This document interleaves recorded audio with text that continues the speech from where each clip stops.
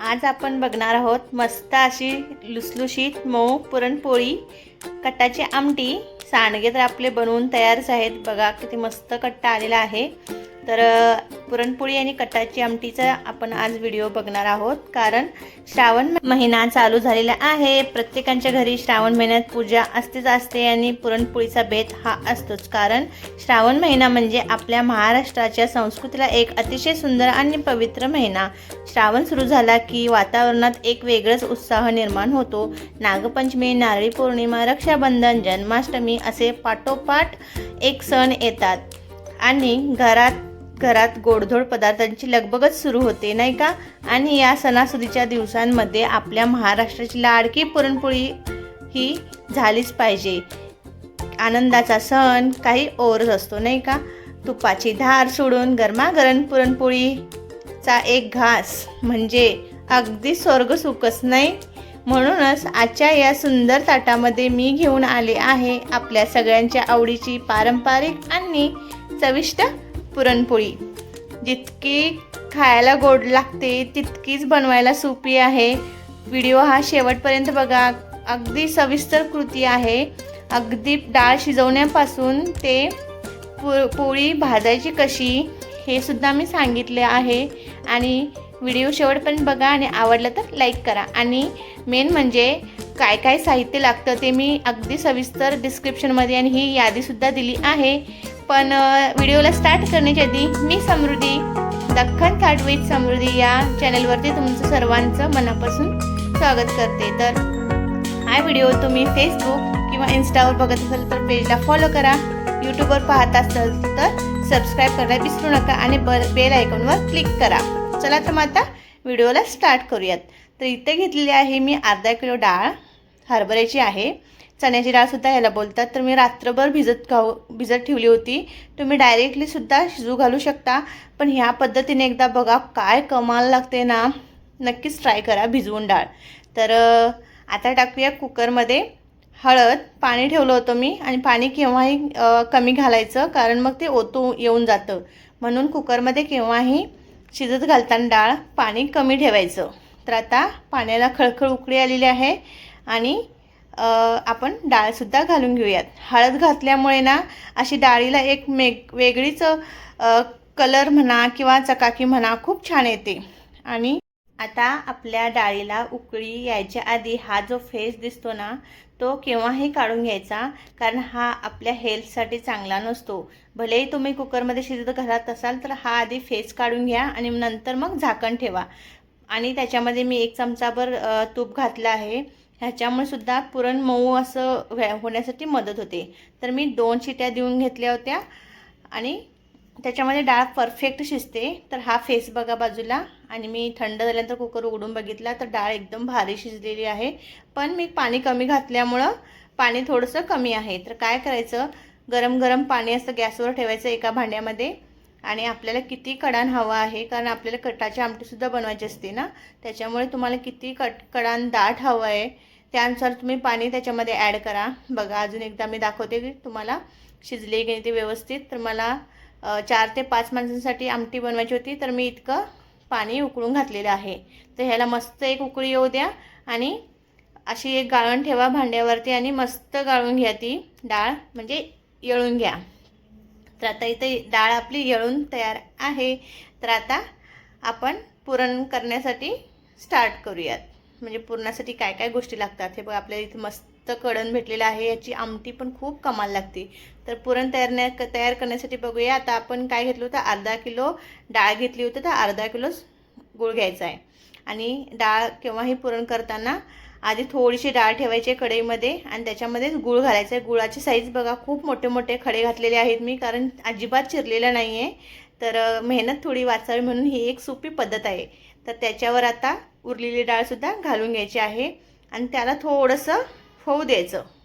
गरम असतं ना ते होऊ द्यायचं, तर पाणी ॲटोमॅटिक सुटतं। तर आता आपण पीठ मळायला घेऊयात। तर मी इथं घेतला होता मैदा आणि गहू पीठ दोन्ही मिक्स घेतलं होतं आणि चवीनुसार मीठ घालायचं आणि हळद एक अर्धा चमचा घालायचा आणि मस्त एकत्र करून घ्यायचं। आणि त्याच्यामध्ये लागेल तसं आपल्याला पाणी घालून मळून घ्यायचं आहे। जास्त पातळ नाही करायचं आहे, कारण पुढे मी तुम्हाला याची ट्रिक सांगणार आहे की असं का करायचं. तर आता मस्त जाड असं कणिक मळून घेऊया. जसं आपण चपातीला घेतो त्यापेक्षाही कडक घेतला तरी काही हरकत नाही. एकदम मस्त मळून घ्या दोन्ही हाताने असं. तर मळून झाल्यानंतर काय करायचं आहे, त्याला मुरत ठेवण्यासाठी आपण थोडं वरतून पाणी घालूया. कणिक भिजल्यानंतर इतकी भारी आपली कणिक सैलसर तयार होते ना, काय सांगू तुम्हाला. असं नक्की ट्राय करा. तर आता किती मोठे मोठे खडे घातले होते मी गुळाचे, तर तुम्ही आता बघू शकता. तर मस्त आपले खडे हे विरघळून त्याला मस्त पाणी सुटलेलं आहे. मेहनतही कमी लागते आणि अशा रीतीने तुम्ही नक्की ट्राय करा पुरण बनवण्यासाठी. तर एक 5 ते 10 मिनिट झाले माझं, म्हणजे मला पाणी आटवायला पूर्ण. तर चवीनुसार मीठ घातलेलं आहे आणि एकदा व्यवस्थित मिक्स करून घ्यायचं. पुरण बनायला खूप कमी वेळ लागतो. तर आता पुरण तयार आहे की नाही हे चेक करण्यासाठी ही ते एक ट्रिक आहे. परातनं उभं ठेवून बघायचं. जर कलंडलं नाही तर समजायचं की आपलं पुरण रेडी आहे. तर असं एकदा स्मॅश करून घ्या, म्हणजे आपल्याला गाळणीतून गाळताना कमी हात दुखतील. तर आता आपलं पुरण तयार आहे. तर त्याच्यामध्ये टाकूया वेलची पावडर आणि जायफळ. जायफळाचे 3 ते 4 फेर असे थोडेसे खाऊन टाकायचे, त्याने पण खूप छान टेस्ट येते. तर आता आपलं पुरण तर तयार आहे. परत एकदा व्यवस्थित मिक्स करून घेऊयात. हळदीमुळे बघा किती मस्त कलर आलेला आहे आपल्या डाळीला. तर आता असं एक मोठं भांडं ठेवायचं खाली आणि त्याच्यावरती अशी पुरणाची जाळी ठेवून घ्यायची. आणि ही म्हणजे तुम्ही पुरण हे गरम गरम असतानाच करायला घ्या, कारण मग जशी डाळ थंड होईल ना तर खूप हात दुखायला लागतात, गाळणीतून पडत नाही. तुम्ही वाफ बघा इथे किती जात आहे, म्हणजे खूप गरम आहे. मी लगेच घेतलेला आहे करण्यासाठी. असा एक मोठा ग्लास घ्यायचा काटाचा आणि त्याने प्रेस करत करत आपल्याला पुरण गाळणीतून खाली गाळून घ्यायचं आहे. तर मार्केटमध्ये पुरण यंत्रसुद्धा असतं. जर हे तुम्हाला जमत नसेल तर मार्केटमध्ये भांड्याच्या दुकानामधून पुरण यंत्र घेऊन या. ते पण खूप छान पुरण त्याच्यामधून पडतं, म्हणजे अजिबात डाळ वगैरे काही पडत नाही. तुम्ही बघू शकता ह्याचं परफेक्ट आलेला आहे कलर बघा. आता थोडंसं गरम आहे म्हणून थोडंसं पातळ वाटतंय, पण थंड झालं ना ॲटोमॅटिक घट्ट होतं. तर जाळीवर माझं थोडंसं सारण उरलेलं आहे आणि खालीतून सुद्धा असं हाताने काढून एकत्र करून घ्या आणि झाकून ठेवा. आता व्यवस्थित झाकून ठेवायचं कारण एकच आहे की ते ओरवाडू नये म्हणून. तर आता कणिकसुद्धा आपली मस्त भिजलेली आहे. जे आपण परातीत पाणी ठेवलं होतं ते गाळून घेऊन मस्त असं ताकदीनिशी आपल्याला कणिक मळून घ्यायची आहे. जितकी तुम्ही कणिक छान मळून घ्याल तितकी आपल्याला मस्त पोळी होते आणि फाटत नाहीत. तर आता लागेल तसं आपल्याला पाणी टाकून टाकून मळून घ्यायचं आहे. तर आता दोन्ही हाताचा वापर करायचा आणि मस्त ताकद लावून मळून घ्यायचं आहे. कारण आणि पुरण आणि कणिकेची जो थिकनेस असतो तो सेम ठेवायचा, त्याच्यामुळं आपली पोळीही फाटत नाही. मी लांब करून बघते तर अजून थोडीशी मला पातळ हवी होती म्हणून मी अजून थोडंसं पाणी लावून घेऊन परत मळते. तर आपली कणिक तयार आहे कसं ओळखायचं, तर आपल्या ज्यावेळेस कणिक ही परातीला चिकटायला लागते ना तेव्हा समजायची की आपली कणिक ही मळून परफेक्ट तयार आहे. तर थोडंसं तेल घालायचं टाकून आणि परत एकदा व्यवस्थित मळून घ्यायचं, जेणेकरून मग परातीला आता चिकटत नाही. तुम्ही बघू शकता अजिबात आपली परातीला जरासुद्धा कणिक राहिलेली नाही आहे, एकदम व्यवस्थित झालेली आहे. आणि आता झाकून ठेवायचं. ते सुद्धा आपलं पुरण रेडी आहे आणि कणिकसुद्धा रेडी आहे. तर आता आपण कटाच्या आमटीसाठी तयारी करून घेऊया. तिथं मसाला घेतलेला आहे, तेजपत्ता आणि जावित्री, स्टारफूल आहे, अर्धीच घेतलेली आहे मसाला वेलची, दालचिनीचा तुकडा, लसूण आहे 15 ते 20 पाकळ्या, 2 चमचे खोबरं आहे सुकं, चिंच आहे, थोडीशी दगडफूल आहे आणि पांढरे तीळ 1 चमचा, धणे 2 चमचे आणि जिरा 1 चमचा इतकाच मसाला घ्यायचा आहे. आणि थोडंसं लागणार आहे आपल्याला कढीपत्ता. कढीपत्त्यामुळे खूप छान टेस्ट येते. काही काही भागांमध्ये ना कांदा भाजून घालतात, पण आमच्या भागामध्ये नाही घालत. तर आता मस्त दरदर वाटून घेतलेला आहे आणि थोडंसं पाणी टाकून मस्त पेस्ट करून घ्या. एकदम फाईन पेस्ट करा, कारण पिताना असा मस्त मसाला लागला नाही पाहिजे आपल्याला म्हणून. तर आता फोडणीची तयारी करून घेऊया. एक 5 ते 6 पाकळ्या घ्यायच्या आहेत लसणीच्या, मस्त असं चिचून घ्यायच्या आणि कढीपत्ता घ्या 5 ते 6. भांड्यामध्ये तेल घाला. मी नेहमी सांगते मी नेहमी कमी तेल वापरते. मी तर 2च चमचे वापरलेत, पण तुम्ही 4 चमचे वापरू शकता. जिरे आणि मोहरीची मस्त फोडणी द्यायची आणि त्याच्यामध्ये टाकायचं आहे कढीपत्ता आणि लसूण. लसूण मस्त लाल रंगावर परतवू द्या त्याला. जो स्वाद आहे तिचा तो मस्तच लागतो कटाच्या आमटीमध्ये. तर आता एक चिमूटभर हिंग टाकूया. तो सुद्धा मस्त फुलत आहे आता फोडणीमध्ये. आता टाकायचे आहे हळद 1 चमचा आणि टाकूया 2 चमचे लाल तिखट आणि 1 चमचा काश्मीरी लाल मिरचीची पावडर. ह्याच्यामुळे कट्टाला मस्त रंग येतो. तर आता इथं आपण व्यवस्थित फ्राय करून घेऊया मसाला, कारण मसाला हा आपण भाजून घेतलेला नाही. तर इथं मस्त भाजून घेऊया, नाहीतर मग तो कच्चा कच्चा वास यायला लागतो. तर आता मस्त भाजून एक 5 ते 6 मिनिट झालेले आहेत. आपला मसाला भाजून तयार आहे. तर आता टाकूया कढाण जे आपण काढलं होतं ते सुद्धा टाकून घेऊयात आणि मस्त हलवून घेऊया आणि एक उकळी येण्यासाठी ठेवून देऊयात. आणि चवीपुरतं मीठ घालायला विसरायचं नाही.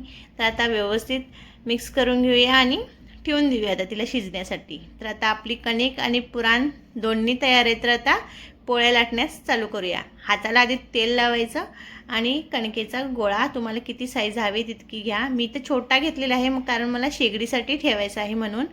कारण मी नेहमी काही पण बनवत असेल ना तर अगदी मी शेगडीला देते. तर मी छोटा गोळा बनवलेला आहे. तर आता त्याची आणि मग तुम्हाला मोठे गोळे मी शिकवते. तर आता त्या हाताला तेल लावून घ्या आणि तुम्हाला किती कणिक धरायची आहे तशी तुम्ही त्या प्रमाणात धरा.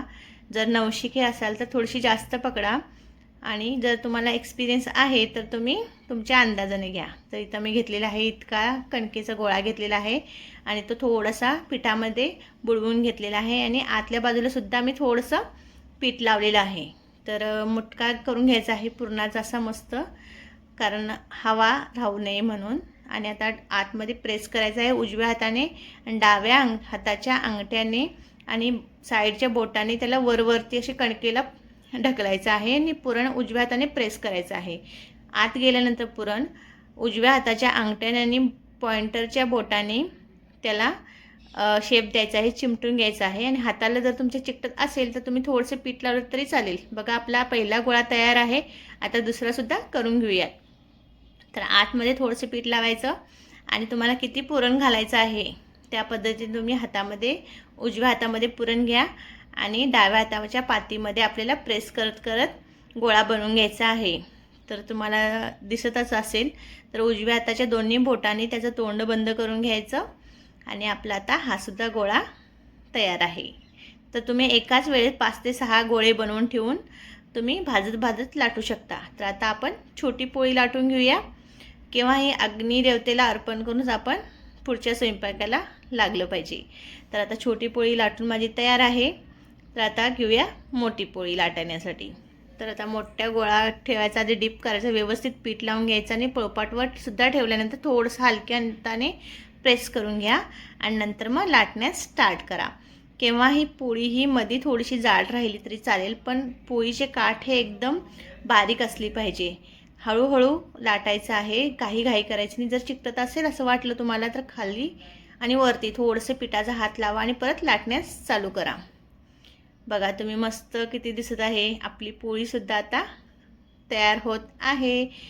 बघा अगदी सुंदर गोल गरगरीत झालेली आहे. आमटीलासुद्धा मस्त उकळी येत आहे. तिकडे तव्यामध्ये थोडंसं तेल लावा, कारण पोळी चिकटू नये म्हणून. आधी ही छोटी पोळी मी भाजून घेते.